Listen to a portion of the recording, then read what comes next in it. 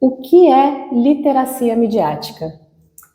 Bem, a literacia midiática é um campo de estudos que já tem mais de 40 anos, né, que começa ali nos anos 80 do século passado e que vem sendo desenvolvido, na verdade, desde então, né, dentro dos estudos da educação midiática. Mas literacia midiática, na verdade, seria, né, a definição de literacia midiática, seria a capacidade que as pessoas podem desenvolver, tanto para acessar as mídias, quanto para analisar e também para produzir conteúdos com as mídias de modo geral, né? Começa enquanto mídias analógicas e eletrônicas e agora, né, no atual momento que a gente vive, está bastante relacionado com as mídias digitais. Então, é a capacidade de entender, por exemplo, como é que a internet funciona, como é que os conteúdos são produzidos e são distribuídos e são consumidos, né, dentro da internet. E não só em relação a esse consumo, mas também em relação à própria produção por cada um, né? Porque a internet e a tecnologia digital trouxeram essa possibilidade das pessoas poderem produzir os seus próprios conteúdos para compartilhar nas redes.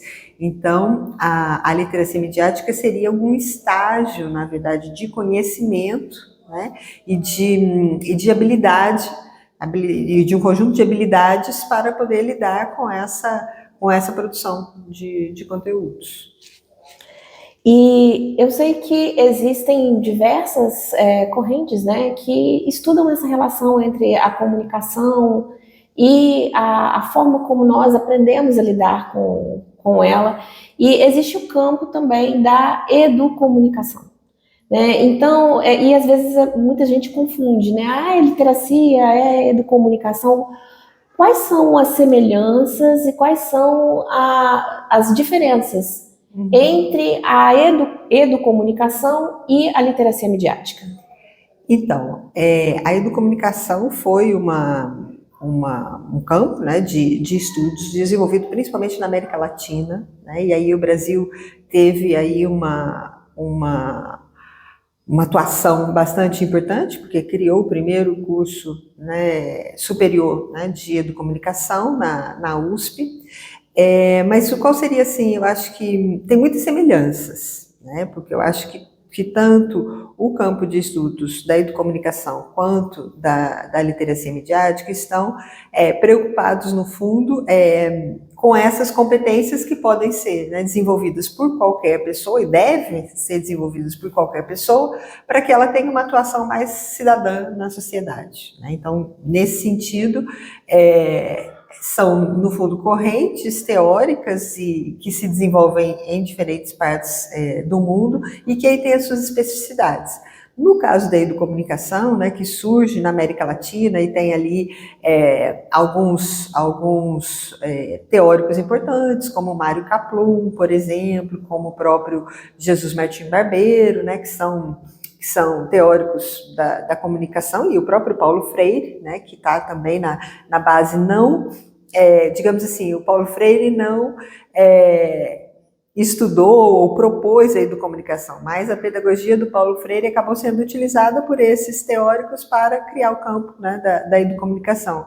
E tem, eu acho que assim, a principal diferença é que tem uma atuação de intervenção, principalmente intervenção comunitária. Então, assim, esses estudos, né, que são feitos têm uma parte prática muito importante em comunidades, principalmente em comunidades, né, de risco, em comunidades em situação muitas vezes mais precária, Mas não só, né?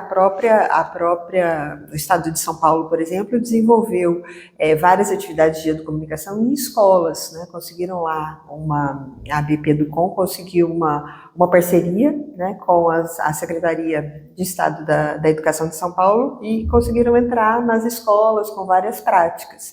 Então tem esse tom assim de uma intervenção no terreno, né, mais de cunho prático. Enquanto o que a gente chama, né, da literacia midiática, ela está inserida, no fundo, dentro da área da mídia educação. Então, a mídia educação, ela é uma área de estudos que nasce na Inglaterra, né, principalmente com o grupo do David Buckingham, da Sonia Livingstone, e que depois vai, assim, se desenvolvendo um pouco, né, por outras partes do mundo, porque mais ou menos na mesma época, nos Estados Unidos também começa a ser desenvolvida, né, atividades também de mídia educação, e aí a mídia educação seria, então, teria como, né, como principal objetivo o desenvolvimento de políticas públicas para o desenvolvimento da literacia midiática das pessoas. Então, assim, a literacia midiática, na verdade, seria um estágio na qual uma pessoa está alfabetizada midiaticamente. E isso estaria dentro desse processo de formação da mídia educação, que, no fundo, desenvolve esforços para que os governos desenvolvam as políticas públicas, ou seja, dá instrumentos, né, os estudos, as pesquisas, dão instrumentos para os governos, né, principalmente europeus, mais até do que dos Estados Unidos, acho que na Europa isso é mais forte, para desenvolver políticas públicas que promovam a literacia midiática. Então, é um pouco diferente o modo de atuação, mas tanto um quanto o outro estão preocupados com essa questão assim, de como lidar com as mídias e como chamando a atenção, né, da importância de uma aprendizagem, no fundo, ao longo da vida, uma aprendizagem midiática ao longo da vida de qualquer cidadão, digamos assim. E necessariamente ela não está associada diretamente à escola, né, mas em diversos outros campos. Então, tem até um estudo de 2007, que eu gosto muito de usar, porque foi o primeiro mapeamento que foi feito dentro do campo da mídia educação, considerando vários atores sociais, inclusive as empresas de mídia, inclusive os órgãos governamentais, a escola, atuações, por exemplo, de ONGs, e de como digamos assim, esse ambiente social na qual uma pessoa está inserida tem influência no modo como essa educação midiática precisa ser feita, né? Porque, na verdade, não é só a escola. Aí tem as famílias, aí tem os grupos em que uma pessoa, né, vive, interage, e tudo isso que é interessante nesse estudo que foi feito por um professor espanhol chamado Tornero, que isso tudo vai ter, na verdade, influência numa sociedade mais igualitária, mais justa, mais democrática. Ou seja, todas essas questões que a gente discute em relação tanto à democracia quanto aos direitos humanos também estão relacionadas com esse campo de estudos, né? Uhum. E, no caso, você mencionou bastante a questão da importância da formulação de políticas públicas nesse processo. Em que medida você enxerga isso acontecer no Brasil? Eu acho que, assim, já tivemos pior. Acho que hoje existe uma vontade política, porque, na verdade, o desenvolvimento de políticas públicas depende da vontade política, né? Então, assim, nesse momento que eu vejo no Brasil com o crescimento da desinformação, né, que virou um problema para a manutenção da democracia brasileira, né? Houve uma chamada de atenção dos políticos, né, de que, olha, precisamos lidar com essa situação. Tanto é que foi criada, né, a Secretaria de Educação Midiática muito nesse sentido, né, de pensar que tipo de políticas devem ser criadas para mitigar o problema da desinformação. Acontece que a educação midiática é muito maior do que isso. Ela lida também com a desinformação, mas ela lida com outras questões que não só essa. Então, eu acho que hoje há uma brecha, assim, né? Há uma oportunidade para se desenvolver políticas públicas, mas qual é o maior problema nisso que eu vejo? É que não pode ser uma política pública que a hora que mude o governo, a política caia. Eu acho que essa é a maior dificuldade no Brasil. Uma Né? política de Estado. Como fazer com que essas decisões políticas perdurem. Porque nós vimos o que aconteceu com a TV Brasil, por exemplo. A TV Brasil foi criada e é uma, digamos assim, é uma ótima experiência, mas que uma vez que muda o governo, ela começou a ser uma televisão de propaganda. Né? Então, assim, por que isso acontece? Porque não tem uma política pública que deixe com que a televisão fique isenta das mudanças de governo. Por quê? Porque ela não tem também orçamento associado para sobreviver sozinha, digamos assim. Né? Ela depende do executivo. Então, eu acho que esse é o maior desafio. Né? Como criar políticas que perdurem no tempo. E você enxerga essa relação que você falou que a literacia, ela transcende a ideia da desinformação, de preparar as pessoas para saber lidar com a desinformação. Em que medida você enxerga a relação do desenvolvimento da literacia midiática com o desenvolvimento de uma literacia cidadã? Eu acho que assim, os estudos da literacia hoje aqui em Portugal é bem interessante, porque isso já vem sendo feito. Assim, percebeu-se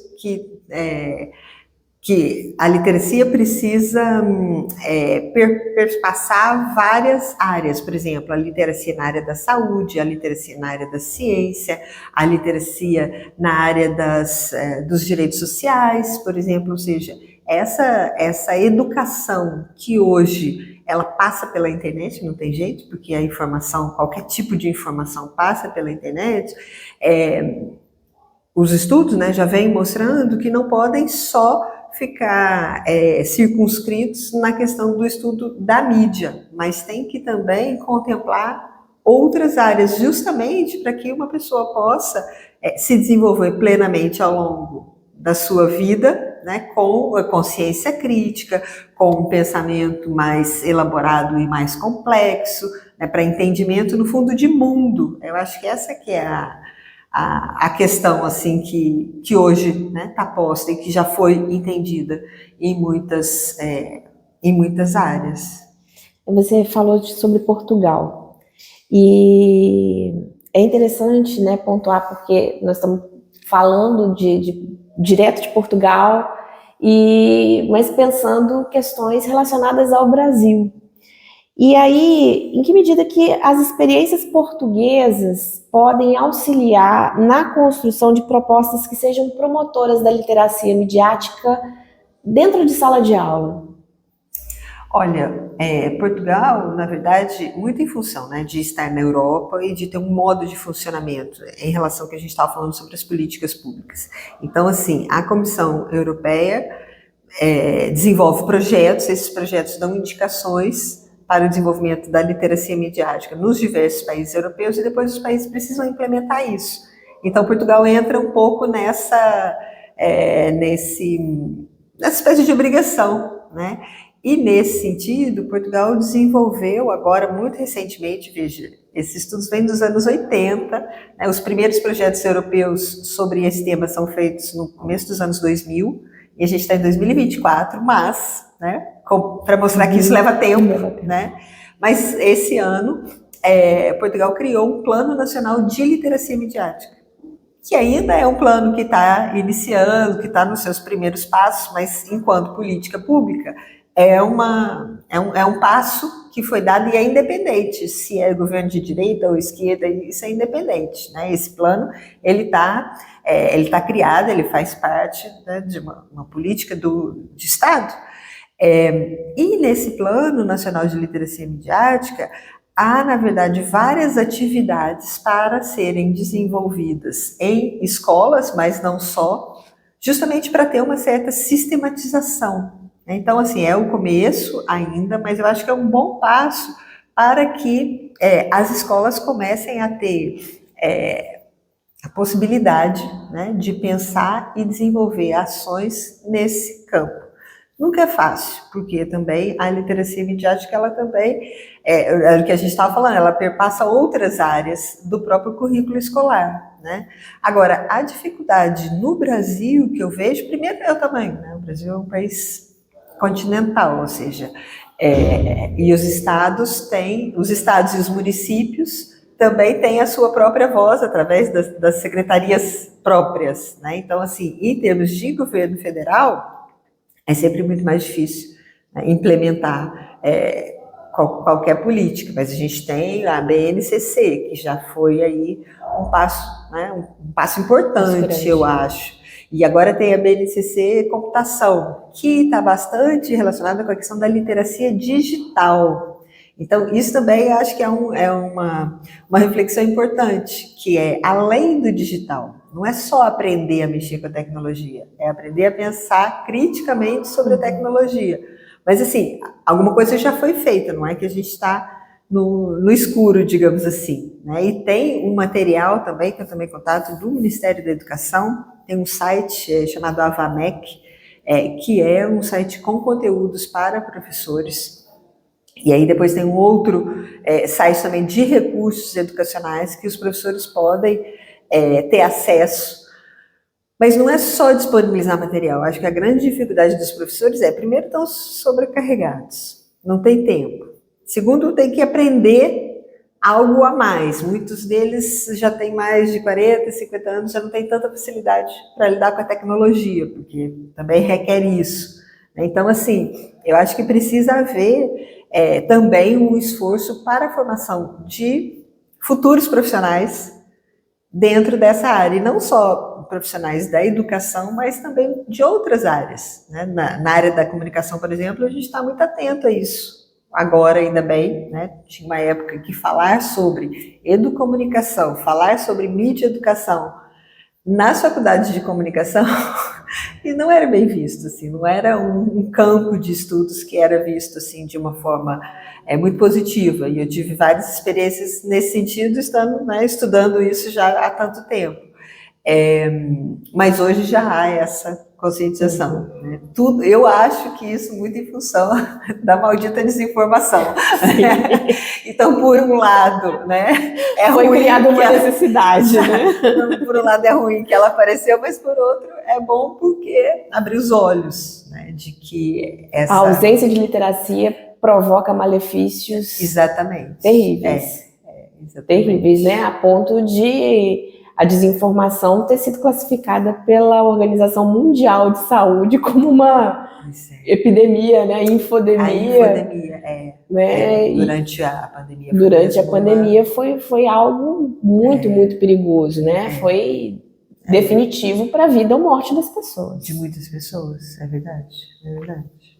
E você estava falando, né, sobre essa questão de literacia muito mais do que isso, não é só desinformação, não é só a preocupação com a técnica, né? E eu queria falar um pouquinho sobre a sua pesquisa, que você aponta, né, que ao analisar, né, escolas no Brasil, na verdade foi a Rede Alfamed toda, né?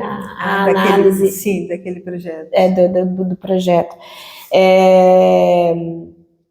E o que vocês chegaram à conclusão é que existiam capacidades que não estavam tão bem desenvolvidas. Às vezes as capacidades técnicas eram muito melhores do que outras capacidades que também eram igualmente importantes. Eu queria que você falasse um pouquinho a respeito dessa pesquisa e desses achados. Uhum. Então, essa foi uma pesquisa bastante interessante que a gente fez, foi de 2015 a 2019, que foi uma pesquisa comparativa internacional, né, no âmbito da rede Alfamed internacional, e aí no Brasil a gente acho que éramos 7 universidades, se eu me lembro bem, um pouco espalhadas, assim, por todo o país. A gente não cobriu o país todo, porque a gente não tinha, por exemplo, colegas na região norte, nem na região centro-oeste. Isso a gente nunca quis, né, que a pesquisa fosse representativa, justamente por isso, porque a gente sabia que éramos poucos, e foi um estudo para nós, foi uma espécie de um estudo exploratório, né, para cada grupo de pesquisa que estava envolvido nesse projeto. Então, a gente decidiu atuar nas nossas regiões. Então, por exemplo, nessa época, a gente fez lá na UFJF essa pesquisa com crianças, jovens, estudantes universitários, docentes e profissionais de comunicação da região de Juiz de Fora. Então, a ideia era levantar esses dados para que a gente soubesse mais ou menos, né, o nível de competência midiática. A gente partia de um estudo de 2 autores, um espanhol e outro argentino, que propõe esse conceito de competência midiática em níveis a partir de algumas dimensões. Então, a gente aplicou questionários a esses grupos para definir em que níveis eles estavam, e depois pensamos ações de formação justamente para combatar, aí, digamos, as maiores lacunas, né, na formação desses diferentes grupos. E foi interessante porque a gente descobriu, né, principalmente com as crianças e os jovens, que o nível de conhecimento técnico era muito maior do que o nível de, digamos assim, de desenvolvimento de um pensamento crítico, de uma análise crítica sobre os conteúdos que eles tinham acesso, conteúdos tanto em termos de publicidade, quanto de videoclipe, quanto de filmes. Então, a gente percebeu que havia ali, né, uma lacuna de formação, e aí depois a gente começou a fazer oficinas em escolas para justamente tentar, né, combatar essas lacunas. Agora, foi muito interessante para a gente, em termos dos resultados com os profissionais de comunicação. A gente fez um questionário com, acho que foram 80, por aí, foram uns 80 profissionais de Juiz de Fora, a maioria deles formados pela UFJF, e nos surpreendeu muito um resultado que a gente encontrou. Obviamente que foi só um questionário, que não houve um grupo focal, que não houve um aprofundamento, né, em termos de leitura de dados, mas os profissionais entendiam a importância da internet, a importância da tecnologia digital enquanto instrumento de trabalho. Mas naquele momento, eu acho que esses questionários foram feitos 17, 18, mais ou menos. Mas naquele momento, pelo questionário, eles não interrelacionavam com assim, uma responsabilidade social, o desenvolvimento, assim, de uma cidadania, uma cidadania alargada, assim, no sentido em que qual é a sua responsabilidade social enquanto profissional de comunicação na promoção dessa literacia midiática. Ou seja, eles tinham literacia e achavam importante em termos técnicos, mas parece que eles não relacionavam essas duas questões, assim, como que uma coisa está completamente interrelacionada com a outra. Isso nos chamou muita atenção, assim, a gente ficou, e aí a gente reforçou mais a formação de futuros profissionais. Ou seja, então, nas escolas de comunicação a gente tem que trabalhar isso, porque com os profissionais já formados há muitos anos, talvez não adianta bater tanto nessa tecla, né? Mas com os futuros profissionais, isso mostrou para a gente a necessidade, né, desse tipo de formação, né, e desse tipo de conhecimento, na verdade, que uma vez que você tenha conhecimento, você acaba aplicando sem saber muito bem, porque aquilo está no seu próprio modo de ver e de entender o mundo. Eu acho que essa que é a questão. E é interessante, porque quando você fala isso, eu penso na pesquisa que a gente desenvolveu e a forma como os profissionais de comunicação enxergavam a produção de meninos e meninas que estavam em plena campanha pró-voto jovem em 2022 e não enxergavam aquela promoção, aquelas produções como produções válidas, relevantes, né? Relevantes, que fizessem assim, alguma diferença em todo o processo. E a gente teve um recorde de novos eleitores jovens, né, em 2022. E eu acho que isso tem uma relação muito grande com um outro campo que também é muito caro, né, que é a cultura de fãs. E aí eu queria te perguntar que lições que a cultura de fãs traz dentro do desenvolvimento dessa literacia midiática para profissionais que trabalham com a literacia midiática, para profissionais de comunicação, profissionais de educação e outras pessoas interessadas no tema. Eu acho que assim, acho que assim é uma das principais formas de comunicação do século XXI. A cultura de fãs, ela na verdade ela nos mostra, né, o que há assim de mais recente, em termos de novidade, de originalidade, porque assim, o modo como hoje, né, os jovens, e às vezes nem tão jovens assim, né, se juntam na internet, não só para assistir conteúdos e não só para adorar os seus ídolos, mas também para nos dar assim, uma lição de cidadania. Eu acho que em muitos casos, e a gente tem, né, vários exemplos disso, essas pessoas se juntam por uma causa, se juntam por um motivo assim que é relevante em termos sociais, em termos culturais, e eu acho que a gente tem que estar atento a isso, ainda mais nós que estudamos, né, os fenômenos comunicacionais, porque acaba sendo às vezes até, assim, como você disse, né, nos dá lições